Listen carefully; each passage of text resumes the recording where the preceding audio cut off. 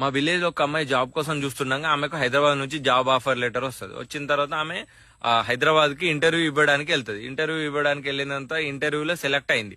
Select అయిన తర్వాత వాళ్ళు ఏమంటారంటే కంపెనీ వాళ్ళు, మేడం మీరు రేపటి నుంచే జాయిన్ కావాలన్నాక, సార్ కుదరదు సార్, మా హస్బెండ్ కంగారు పడతాడు అండ్ ఇక్కడ ఉండడానికి కూడా నాకు రూమ్ లేదు హైదరాబాద్ లో అంటది.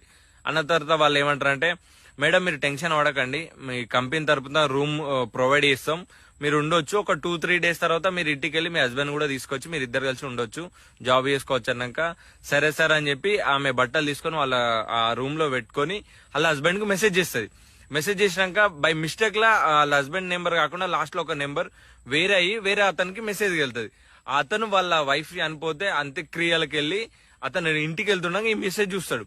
చూసిన తర్వాత అతను చాలా అంటే చాలా భయపడి టెన్షన్ పడి అక్కడ స్లో తప్పి కింద పడిపోయినాక వాళ్ళ రిలేటివ్స్ అందరు కలిసి హాస్పిటల్లో జాయిన్ చేస్తారు. అసలు అతను అంత భయపడడానికి కారణం ఏంది, ఆ మెసేజ్ ఏముంది అని అంటే, ఆ మెసేజ్ ఏం చేసిందంటే ఆమె, డియర్ హస్బెండ్ గారు, నేను జాగ్రత్త రీచ్ అయినా, మీరేం టెన్షన్ పడకండి, ఇక్కడ పెద్దవాళ్ళు కలిసి ఉండడానికి ప్లేస్ కూడా ఇచ్చారు, 2-3 రోజుల తర్వాత ఇంటికి వచ్చి నిన్ను కూడా నేను తీసుకొచ్చుకుంటానంటది.